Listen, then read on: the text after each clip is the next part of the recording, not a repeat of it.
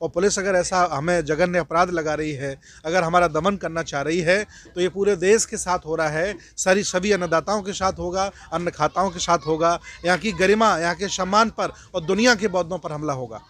जय भीम, नमो बुद्धाय। दोस्तों, मैं राहुल नागपाल और आप देख रहे हैं राहुल लाइव पिचाची।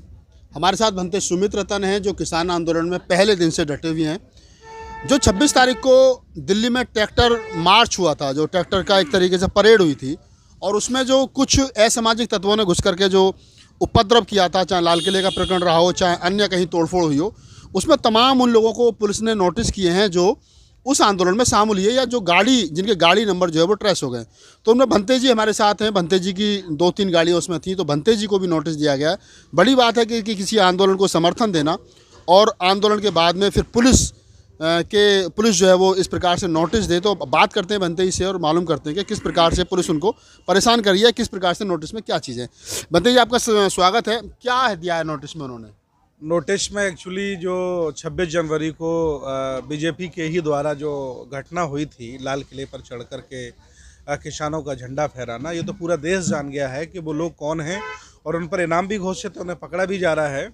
उसी केस में हमको भी जोड़ करके नोटिस दिया गया कि इन्वेस्टिगेशन चल रही है, आप शामिल हों, और अगर आप शामिल नहीं होते हैं तो हमें ये माना जाएगा कि आप भी उस घटना में शामिल थे जी। मुझे नोटिस मिला, मेरी गाड़ियों को मुझे व्यक्तिगत फ़ोन आया दिल्ली पुलिस का, तो हमने जो हमारे किसान आंदोलन की लीगल सेल है, 12 वकीलों की टीम है, उनको सूचित किया, उनको वो नोटिस दिया, और किसान आंदोलन की लीगल सेल ने ये जिम्मेदारी ली कि आप आंदोलन के हिस्सा हैं, अगर आपके साथ कुछ होता तो पूरे आंदोलन के साथ हो रहा है, वो उसका जवाब देंगे। आज नोटिस उनको दे दिया गया है। नोटिस में क्या था?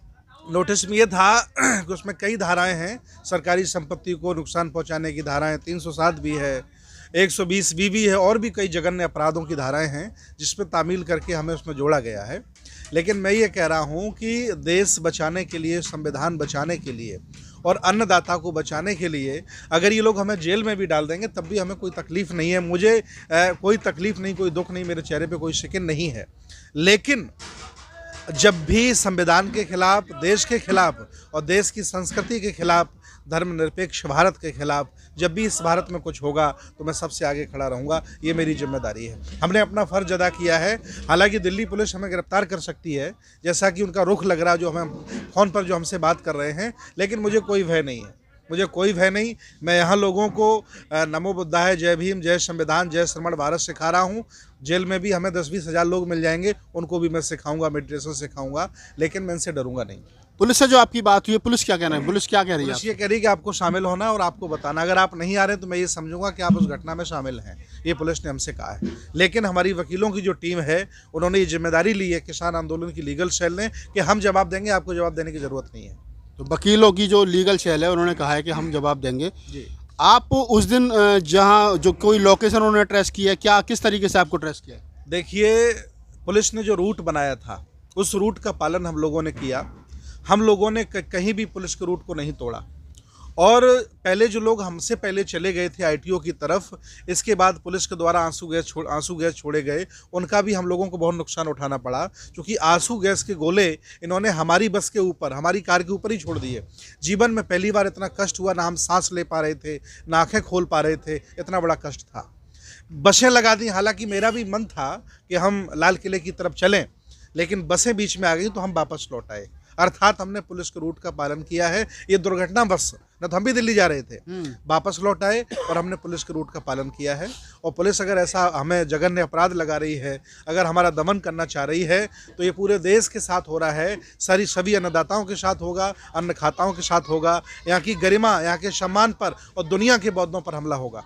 ये तो कहीं ना कहीं एक तरीके से पुलिस की ज्यादती नहीं लग रही आपको कि पुलिस प्रशासन जो है वो आपके साथ ज्यादती कर रहा है? बिल्कुल। देखिए, मैं तो सभी आंदोलनकारियों से बराबर कह रहा हूँ कि जितना आप शांतिपूर्वक तरीके से, लोकतांत्रिक तरीके से लड़ाई लड़ेंगे, उतना ही हमें हक मिलेगा, अधिकार मिलेगा और हमारी लंबी लड़ाई चलेगी। मैंने सभी आंदोलनकारियों से, चाहे वो जाट हों, चाहे वो सिख हों और चाहे और भी जो भी हों किसान नेता, मैं बराबर उनसे कहता रहा हूँ कि आप हिंसा पर आमादा ना हों, आप अहिंसा का मार्ग पकड़ के रखिए, लोकतांत्रिक तरीके से आंदोलन करिए। ये बहस वाद विवाद का है। सरकार के मंसूबे के खिलाफ बोलना और उनके खिलाफ आवाज़ उठाना ही कोई अपराध नहीं है। ये लोकतंत्र है, जिसको मैं जो समझ पा रहा हूँ, ये लोकतंत्र है। लेकिन ये लोग हमारी आवाज़ दबाना चाहते हैं। मुझे बहुत दुख है, ये सरकार जो बर्बरता करी इसका हम पुरजोर विरोध करते हैं। और देश भारत के सभी बौद्धों से, सभी अम्बेडकरवादियों से मैं अपील करता हूँ कि आप सभी लोग आवाज़ उठाइए। और ये जो हमारी गिरफ्तारी, हमें जो पुलिस पकड़ना चाह रही है, जो हमारे ऊपर एलिगेशन लगाए हैं, जो हमें नोटिस भेजे हैं, ये हो सकता है मेरी गाड़ियों को भी सीज करें, हो सकता मुझे भी गिरफ्तार करें, लेकिन हमें डरना नहीं है, क्योंकि मैंने कोई अपराध नहीं किया, कोई बुरा नहीं किया है। लोकतंत्र में सही आवाज़ को उठाने का काम किया। अभी जो आपने कहा कि मैं तमाम देश के अम्बेडकरवादी बुद्धिस्टों से ये अपील करता हूँ कि इस तरीके से शांति के साथ हमारा फंडामेंटल राइट्स है, लेकिन जो आप कह रहे हैं कि हमारा संवैधानिक अधिकार, और सरकार जो बस गैर संवैधानिक खुद काम करी, सरकार तो संविधान को मान ही नहीं रही। देखिए, सरकार निरंकुश हो गई है। अगर सरकार के मन में थोड़ा भी हम लोगों के प्रति मान सम्मान, हम लोगों के अधिकारों की चिंता होती तो अभी तक तो नहीं, बिल वापस कर देना चाहिए था। लेकिन सरकार पूरा मन बनाए बैठी है कि किसी भी कीमत पर हम बिल वापस नहीं करेंगे, और जो आवाज़ उठाएगा उसका दमन करेंगे। उसका ये परिणाम है कि हमें नोटिस दिए जा रहे हैं और पुलिस तरफ से फ़ोन किया जा रहा है। मैं अपील करता हूँ, इस दुखी घड़ी में आप हमारा साथ दीजिए। ये हमारा नहीं, ये बुद्ध की संस्कृति का, रविदास की संस्कृति का और कबीर की संस्कृति का, बाबा की संस्कृति का एक सम्मान होगा। इसलिए मैं अपील करता हूँ, आप साथ हैं।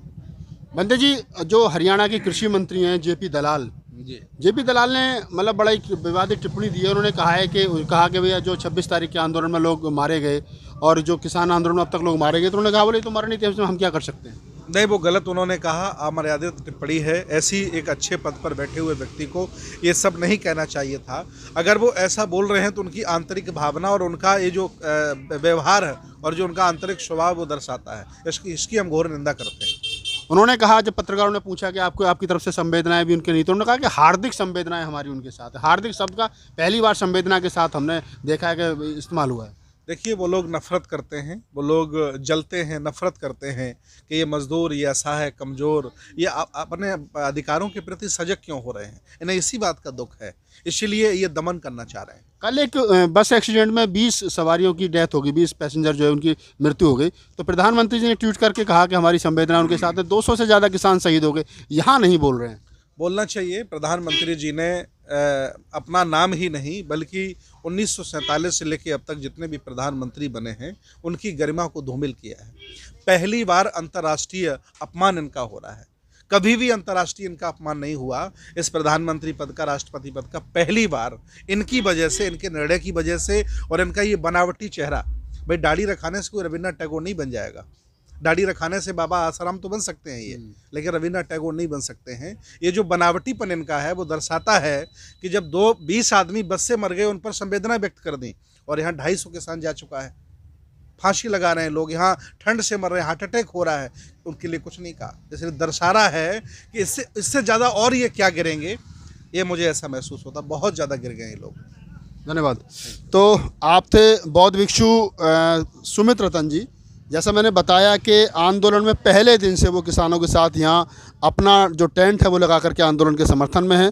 लेकिन ये दुख की बात है कि जब वो 26 तारीख को बिल्कुल जो सरकार ने रूट तय किया था, जो पुलिस ने रूट तय किया था, उस रूट पर जा रहे थे, और उसके बावजूद उनके ऊपर गिरफ्तारी की जो तलवार है वो लटक रही है। क्या होगा, हालांकि जो कानूनी प्रक्रिया हैं, कानूनी पेचीदगियाँ हैं, वो जो वकील हैं वो देख रहे हैं।